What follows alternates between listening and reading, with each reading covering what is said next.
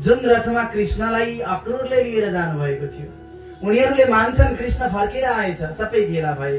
तर जब भेला भए उद्धव निस्किनु भयो घरबाट बाहिर। पहिला त लाग्यो कृष्ण नै हुन्, तर नजिक गएर हेर्दा होइनन् कृष्ण। त्यस पछाडि उद्धवलाई गोपिनीहरूले विभिन्न प्रकारका गाली गर्दै भन्न लाग्दछन्, हाम्रो कृष्ण के गर्दैछ? हामीलाई सम्झिन्छ कहिलेकाहीँ? हुन त सम्झिन्थ्यो पनि किन?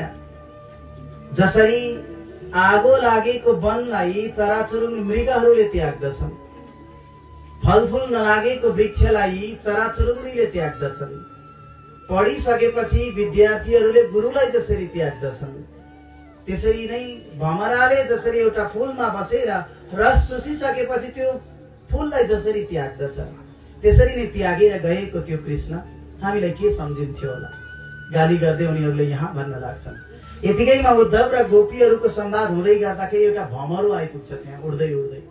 भमरालाई लक्षित गरेर गोपिनीहरूले कृष्णलाई गाली गर्छन्, अरे हेर त यो भमरो पनि कृष्ण छ, कालो छ, हाम्रो कृष्ण पनि कालै थियो।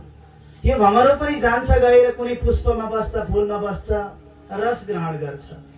हाम्रो कृष्ण पनि हाम्रो हृदयमा बस्यो, त यो भमरो पनि एक दिन त्यो फूललाई छोडेर टाढा भागेर जान्छ। कृष्ण पनि हामीलाई छोडेर गयो। वास्तवमा यो कृष्ण र यो भमरो उस्तै उस्तै हुन्।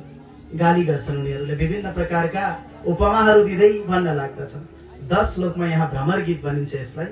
10 वटा श्लोकमा कृष्णलाई भमराको उपमा दिँदै भमरालाई देखाएर गोपिनीहरूले गाली गर्छन्। अन्ततगत्वा भगवानले पठाउनु भएको जो चिठी थियो, पत्र थियो, यहाँ उद्धवले पढेर सुनाउन लाग्नुहुन्छ।